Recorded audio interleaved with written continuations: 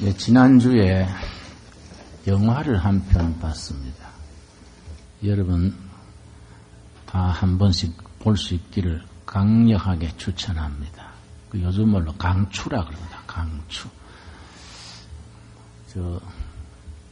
삼청동 옆에 소곡동이라는 동네에 시네코드라는 조그마한 영화관이 있습니다. 아마 좌석이 300석 미만인 것 같아요. 그 영화관에서 지금 상연하고 있는 영화인데 일반 영화하고는 다릅니다. 수도원에서 수행하는 수도자들의 그 삶을 기록한 기록 영화입니다. 160분간 상영을 하는데 말이 없어요. 침묵으로 진행됩니다. 끝에 가서 몇 마디 말이 있고 160분간 그냥 침묵 속에서 그 사람들이 이렇게 수행하는 과정을 일일이 찍은 겁니다. 160분간 말없이 진행되는 수도원의 그 생활이 참 지루하고 내용이 뭐 있을까 싶은데 자리가 없어서 아마 내년 1월 말까지는 매진이 됐다는 것 같아요. 저도 우리 부부가 표를 겨우 구해서 가서 봤습니다. 내가 다시 한번 더 보려고 그래요. 그 제목이 독일어로 되어 있습니다. 디 그로세 스틸레. 그로세는 크다는 얘기예요. 스틸레는 침묵입니다. The Great Silence. 그런 의미지요. 그 위대한 침묵. 이런 내용입니다. 이제 거기에 평생을 수도원에 헌신하는 사람들이 침묵 속에서 수행해 나가는 과정이 쭉 기록이 되어 있습니다. 대화가 없으니까 중간중간 자막이 나옵니다. 몇 번 반복해서 나오는 자막 중에 이런 대목이 있습니다. 자기 자신이 가진 모든 것을 포기하면 내 제자가 되리라. 자기 것을 포기하는 사람이 예수님을 따르는 제자가 된다는 얘기지요. 또 자주 나오는 반복해서 나오는 구절 중에 주께서 나를 이끄셨기에 지금 내가 여기 있나이다.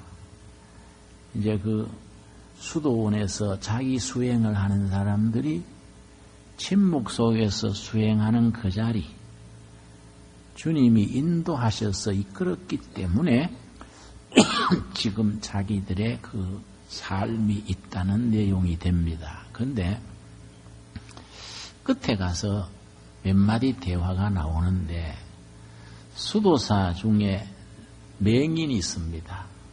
그러니까 맹인으로서 그게 수도원에서 평생토록 수행을 하는 분인데 그분 얘기가 하나님께 가까워질수록 행복해진다. 여기 주제입니다. 그러고 나는 맹인이 된 것이 참 감사하다. 왜냐? 내가 세상 것을 못 보는 맹인이 되었기 때문에 하나님의 은총의 세계를 볼 수 있는 것이 아니냐. 그걸 진심으로 편안한 얼굴로 자기 살아가는 세월을 만족스럽게 얘기하는 장면이 나옵니다. 하나님께 가까워질수록 행복은 더 커진다 이거지요. 자, 2009년 마지막 주일입니다. 금년을 우리가 마감하면서 자신을 살펴볼 필요가 있습니다. 금년 살아온 이 365일 53주가 흑자냐 적자냐 우리 한번 자신을 평가해 볼 필요가 있습니다. 물론 세계적인 불경기에 우리나라도 참 서민들이 살아가는 삶이 숨가뻗지요. 힘든 세월들을 우리 보내고 있습니다. 그런데 적자냐 흑자냐 따지는 기준이 분명해야 됩니다. 우리들 하나님의 자녀들은 내 삶이 전체를 말할 것 없거니와 지난 한 해 내 삶이 흑자 인생이랬느냐, 적자 인생이랬느냐, 기준이 뭐이 되겠습니까? 하나님께 더 가까워졌느냐, 하나님께 더 멀어졌느냐, 이걸로 판단하는 기준이 돼야 한다는 거지요. 하나님께 더 가까워진 한 해였다면은 더 성공하고 더 행복해진 거이고, 하나님께로부터 멀어진 해라면은 실패하는 삶이고, 이거는 적잡은 일년이라고 할 수 있겠습니다. 고생한 걸로 말하면 안 됩니다, 여러분. 내가 내 살아온 인생을 정리해서 말하자면 인생은 어차피 고생하는 겁니다. 고생하지 않는 인생은 없습니다. 고생하지 않고 편안하게 살면은 결과가 어떻게 되는지 아십니까? 우울증 걸립니다. 우울증. 스트레스 모두 싫어하지요. 스트레스 받는다고 싫어하지요. 스트레스 없는 인생은 무력증에 빠집니다. 삶에 스트레스가 없으면 그게 병이 됩니다. 인생에는 골짜기를 지나고 산을 넘고 장애물을 지나면서 스트레스를 받으면서 인생은 깊어지고, 그런 스트레스 속에서 내 자신을 성숙시켜 나갑니다. 그걸 모르면 안 돼요. 그걸 모르고 내 인생은 왜 이래 고생하냐, 부자들은 잘 사는데 나는 왜 이렇게 만날 가난하게 어렵고 힘드냐. 천만의 말씀. 가난한 사람은 가난해서 고생이지요. 부자는 부자라서 고생하는 겁니다. 여러분 굶어 보셨습니까? 저는 3일 4일 굶고 하는 것을 여러 번 되풀이해 봤습니다. 세상에 힘든 것이 굶는 겁니다. 특별히 자기 굶는 거는 견딘다 치고 어린 자녀들이 굶주려서 밥 달라고 우는 걸 보는 부모의 마음은 그야말로 못을 박는 것과 같이 아픕니다.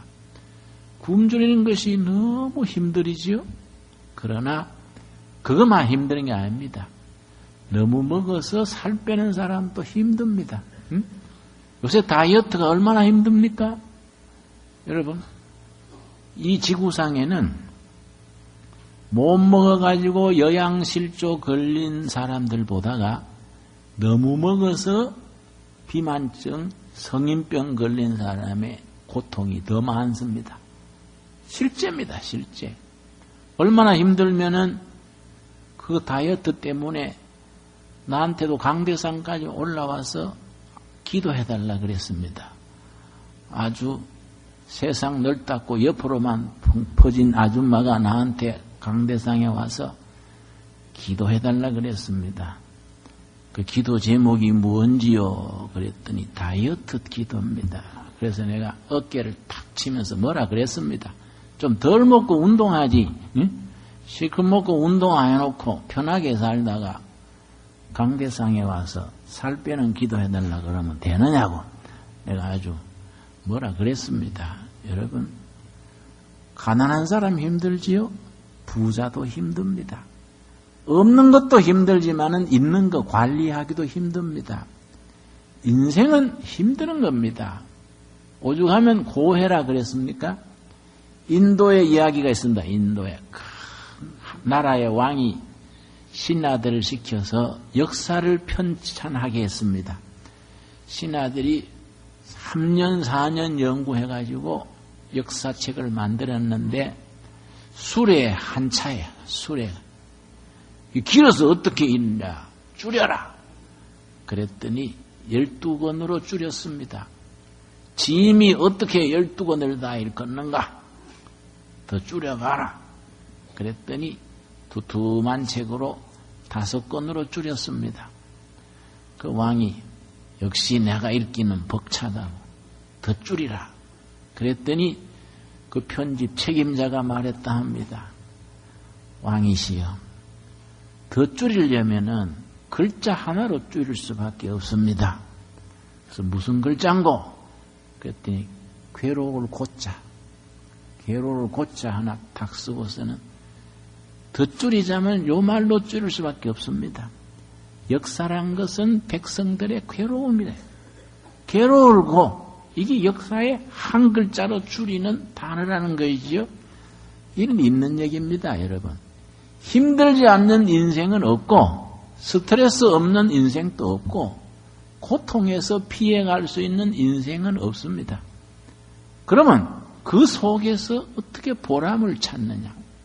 그 속에서 진정으로 이길 수 있는 길은 뭐냐? 하나님께로 가까이 가는 길입니다. 그래서 2009년 한 해 돌아보면서 하나님께로 더 가까이 갔다면 성공한 해입니다. 하나님께로 더 가까이 갔다면 더 행복해진 해입니다. 하나님께서 멀어졌다면 그만큼 잘못 보낸 한 해입니다.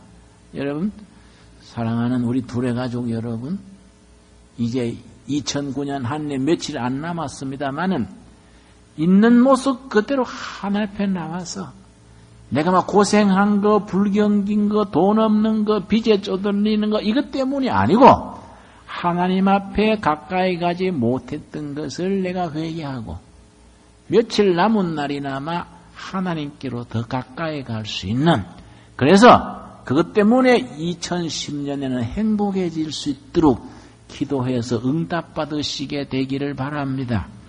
여러분, 오늘의 본문 말씀 마태복음 6장 21절 말씀 참 소중한 말씀입니다. 너 보물 있는 그곳에 너 마음도 있느니라. 너 보물 있는 그곳에 너 마음이 있느니라. 여러분, 돌이켜봅시다. 금년 한 해 우리 마음이 어디에 있었습니까? 금년 한 해 시간, 물질, 정력 어디다가 보냈습니까? 금년 한 해 돈을 어디다가 많이 썼습니까? 시간을 어떤 데다가 보냈습니까? 우리 성도님들 중에는 방에 앉으면 텔레비 틀고 시간 보내는 성도도 있을 겁니다. 내 집안 동생 한 명은 친구들과 어울려서 밤새도록 화투놀이를 했습니다. 그냥 그걸 알고서는 되게 뭐라 그랬습니다. 어떻게 인생을 그렇게 살 수 있냐. 우리 경주 김씨 족보에서 빼버려야 되겠다. 인생이 할 일이 얼마나 많은데 어떻게 하루 밤새 화투장을 들고 밤을 새우냐. 나는 그렇게 사는 인생은 이해를 못합니다. 그 시간, 체력, 그리고 정성을 왜 그렇게 허비하느냐요. 네 보물 있는 곳에 너 마음이 있느니라. 여러분, 다시 말씀드립니다. 금년 한 해 어디에다가 정력을 쏟았습니까? 물질은 어디에다가 썼습니까? 시간은 뭘로 보냈습니까? 우리가 한번 진지하게 가장 소중한 곳, 가장 값진 것, 거기에다가 우리 마음을 쏟고 시간을 쏟고 내 인생을 투자할 수 있어야 됩니다.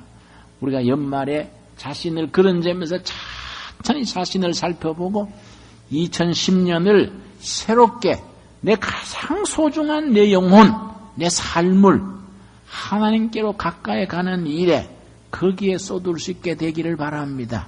그런 마음의 준비를 갖추는 2009년 한 해 마무리가 되어질 수 있게 되기를 바랍니다. 여러분, 우리 개신교, 프로테스탄트 종교개혁 운동이 일어난 거의 1517년, 지금부터 500여 년 전에 마르틴 루터가 교회는 이렇게 새로워져야 된다. 1517년 10월 말에 그걸 내건대서부터 시작이 됐습니다. 그래서 역사책에는 개혁운동, 리포메이션 그럽니다. 종교개혁이라 안 그럽니다. 그냥 개혁운동입니다. 우리 영혼이 새로워지고 신앙이 새로워지고 하나님 앞에서 바른 신앙, 바른 자세를 갖추게 되니까 정치도 경제도 나라도 세계가 새로워졌다는 겁니다. 그래서 종교개혁을 하지 않습니다. 그냥 리포메이션, 그냥 개혁입니다. 개혁. 정말 우리가 개혁적인 삶, 새로워지는 삶이 내 마음, 내 심령 안에서부터 이루어져야 합니다. 여러분, 개혁운동이 16세기 초에 일어났는데 100년쯤 지난 뒤에 17세기 초가 되니까 개혁운동도 벌써 아주 침체됐습니다. 교회를 새롭게 해야 된다고 일어났던 운동이 시들어지고 100년 전에 일어났던 운동이 제자리로 돌아가서 영혼은 잠자고 병들고 교회가 교회답지 못하게 됐습니다. 그래서 100년 뒤에 17세기 초, 18세기에 걸쳐서 일어난 영성회복 운동이 신비주의 운동, 경건주의 운동입니다. 독일, 영국, 유럽을 중심으로 신비주의 운동, 경건주의 운동이 일어났는데 신비주의 운동이라는 것은 그냥 예배당에 왔다 갔다 하는 걸로 신앙생활이 아니다.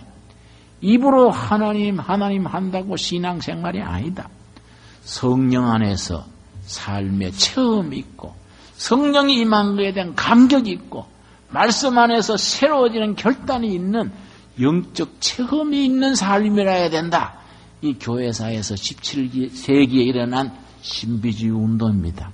그 신비주의 운동에서 한 걸음 더 나가서 그거 좋다. 영적인 체험과 성령의 누림과 감격에 더하기 성도들의 거룩한 삶이 있어야 된다. 생활 속에서 거룩한 열매를 맺어야 한다. 그래서 거룩한 삶을 강조하는 운동이 경건주의 운동입니다. 경건주의 운동이 독일을 중심으로 일어났는데 그 영향을 받아서 영국에서는 요한 웨슬레의 부흥운동, 그 감리교가 일어난 운동입니다. 그런 운동이 또 18세기까지 이어지면서 일어났습니다. 그런 신비주의 운동을, 영적 체험 운동을 바탕으로 경건주의 운동을 일으킨 그 역사 중에 가장 중심에 있는 분이 진젠돌프 백작이라는 분입니다. 진젠돌프. 아주 교회사에 유명합니다.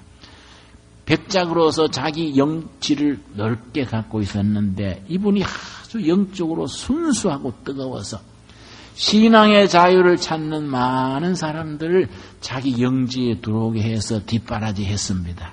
거기에 모라비안 형제들이라는 분들이 그 진젠돌프 백작의 보호를 받으면서 몇백 명이 모여가지고 신앙 공동체를 이루었습니다. 그 신앙 공동체에서 영적인 많은 참 에너지를 주위에다가 발산을 하게 되었습니다. 그런데 1743년인가 그분들 한 무리가 미국으로 이주를 했습니다. 미국 땅에 가서 새롭게 영적인 공동체를 이루자. 그러고서는 미국으로 이주를 하는데 그때는 뭐 나무배지 않습니까? 나무배를 타고 대서양을 건너는 겁니다. 그런데 그 배에 누가 있었느냐 하면은 감리교 운동을 일으킨 요한 웨슬레, 그 동생 찰스 웨슬레 형제가 그 같은 배에 타고 갔습니다. 그런데 이 사람들은 형제가 다 옥스포드 대학 출신입니다. 목사의 아들로 자라가지고 옥스포드 대학을 우수한 성적으로 졸업하고 세상 출세길을 다 포기하고 미국에 가가지고 인디안들 선교하겠다고 헌신하고 지금 인디안 선교사로 웨슬리 형제가 미국으로 가는 겁니다. 그런데 그 배에 모라비안 형제단, 그 신앙의 동지들이 탄 겁니다. 근데 대서양 한가운데서 태풍을 만났습니다. 뭐 바람이 불고 파도가 집채만한 파도가 들이치고 하니까 그 나무배가 뭐 볼품이 있습니까? 바다에 그냥 깔아앉을 듯이 그렇게 아주 위험했습니다. 배에 타고 있던 사람들이 울고 물고 이제 죽게 됐다고 공포에 떨었습니다. 요한 웨슬레, 찰스 웨슬레 형제도 공포에 젖어가지고 안절부절 못하는데 그 모라비안 형제들, 성령님이 함께 하시는 신앙의 확신을 가지고 있는 그분들은 태연한 겁니다. 태풍이 오기 전이나 한 가지예요. 그냥 찬송을 부르면서 편안한 겁니다. 그래서 그 웨슬레 형제가 충격을 받았습니다. 야, 우리는 명문대학 옥스포드 대학 출신으로서 헌신하고 미국 인디안 선교사로 가는데도 이렇게 두렵고 공포에 떠는데 저 사람들은 너무나 평범한 농사꾼들이에요. 저 사람들은 너무나 편안하고 그 속에서도 감격해서 찬양하고 기도하고 하니까 도전을 받았습니다. 그래서 그 동생 찰스 웨슬레가 그 감격, 그 감동을 가지고 찬송가를 지었습니다. 388장입니다. 우리 한번 찾아보겠습니다. 388장. 이 388장을 그때 그 감동을 가지고 지은 찬송입니다. 아주 우리 지금 불경기지요. 어렵지요. 다 비바람이 치는 대서양 한가운데 태풍 만난 배와 마찬가지입니다. 그런 태풍 속에서도 풍랑 속에서도 임마누엘 하나님으로 인하여 편안하고 위로받고 용기를 가질 수 있는 그런 신앙, 이것이 정말 진정한 우리들의 신앙입니다. 388장, 388 그 제목이 있지요. 비바람이 칠 때와 거기 나오지 않습니까? 그 제목 밑에 작은 글씨로 성경 구절이 적혀 있습니다. 시편 32편 7절입니다. 시편 32편 7절 작은 글씨 한번 같이 읽겠습니다. 주는 나의 은신처이오니 환난에서 나를 보호하시고. 아멘 하십니까? 우리들의 신앙 고백이 될 수 있기를 바랍니다. 불경기에도 어려움 중에서도 예수님이 우리의 피난처 되시고 은신처가 되셔서 환난에서 풍파에서 비바람 속에서 우리를 지켜 보호하여 주실 줄로 믿습니다. 그렇게 2009년도 인도하셨으니까 다가오는 2010년도 같은 손길로 이끌어 주실 줄로 믿습니다. 그런 신앙 고백을 우리가 함께 드릴 수 있어야겠습니다. 여러분 1절, 2절 우리 한번 같이 부르겠습니다.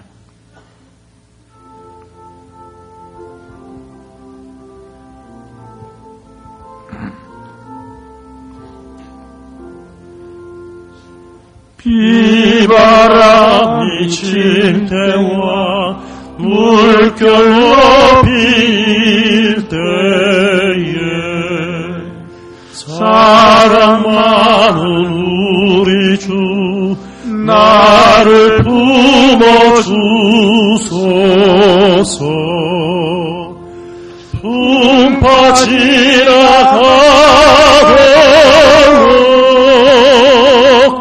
나를 숨겨주시고 안식 없는 곳으로 주여 인도하소서.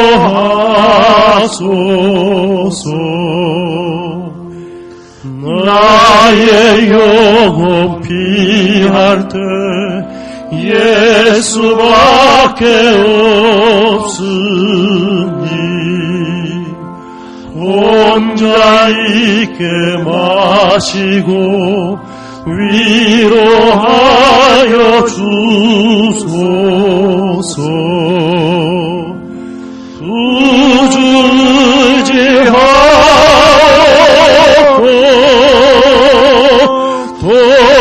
도와주신 필요니 할 수 없는 죄인을 주여 보하소서. 여러분 2009년 한 해를 보내면서 우리 모두들의 신앙 고백이 되어질 수 있기를 바랍니다. 비바람이 치고 파도가 높고 풍랑이 심할지라도 우리 주 예수님으로 인하여 안식을 누리고 행복해질 수 있기를 바랍니다. 어떤 형편과 처지에 있어도 하나님과 가까워졌기 때문에 우리가 보람차고 행복한 한 해를 우리가 마무리해 갈 수 있게 되기를 바랍니다. 모라비안 형제단 얘기를 조금 더 하겠습니다. 그들이 미국에 갔습니다. 펜실바니아 스테이트에 정착을 했습니다. 펜실바니아 지역에 터를 잡고 공동체, 신앙 공동체 마을을 이루었는데 거기에다가 대장간을 하나 세웠습니다. 왜냐하면 농기구도 만들어야 되고 마차도 수리해야 되고 대장간이 필요하지 않습니까? 대장간을 만들어가지고 이름을 베들레헴 대장간이라고 지었습니다. 근데 그분들이 아주 독실한 신앙심으로 일을 잘 하니까 그 대장간이 소문이 난 겁니다. 세월이 가면서 그 대장간이 커졌습니다. 그래서 철강 회사로 발전했습니다. 유명한 베들레헴 스틸 컴퍼니, 베들레헴 철강 회사입니다. 한때 우리 한국 포스코처럼 세계 굴지의 철강 회사까지 발전했습니다.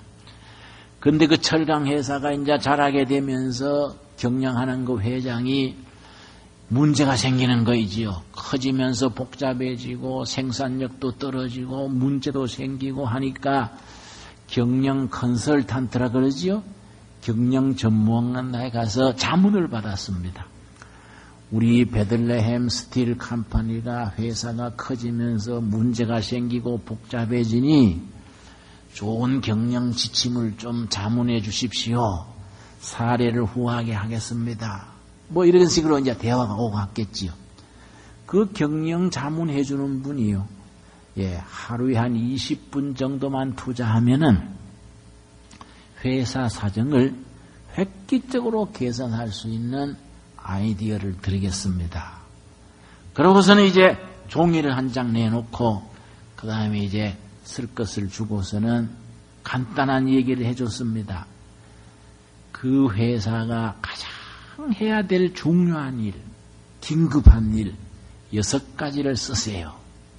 6가지. 우리 회사에서 가장 중요한 일, 가장 긴급한 일 6가지를 쓰신 뒤에 그 다음 그 6가지 중에서 우선순위를 매기세요. 그걸 프라이오리티한다. 프라이오리티. 얻은 걸 먼저 하고 얻은 걸 나중에 해야 되는지 그걸 1번부터 6번까지 매기고서는 가장 1번부터 하나씩 마무리하세요. 완전히 일 끝난 뒤에 2번째, 그 다음에 3번째. 그렇게 하면은 하루에 6가지를 다 못해도 지장 없습니다. 왜냐? 가장 중요한 일부터 했으니까 나머지는 또 그 다음 하면 되니까 이렇게 일러줬습니다. 회장이 그 다음날 중진들을 모아가지고 간부들을 모아가지고 각 부서에서 가장 오늘 중하게 해야 될 일 6가지를 쓰세요. 그래야 순번을 매기고 차례대로 하세요. 회사 운영 방침으로 그렇게 했습니다. 얼마 가지 않아서 회사의 생산력도 뛰어오르고 문제가 가기 시작하고 회사 운영에 큰 도움을 받았습니다. 그래서 그 회장이 이름이 찰스 스와브라는 분인데요. 고맙지 않습니까? 25,000불을 사례비로 보냈습니다. 그 당시에 25,000불은 큰 돈이지요. 그러니까 회장님 친구가 그 얘기를 듣고 아니 그런 간단한 아이디어인데 그걸 그렇게 보냈냐. 그랬더니 그 회장이 한 말이 아주 유명한 말입니다. 위대한 것은 단순한 거라. 위대한 것은 단순한 거다.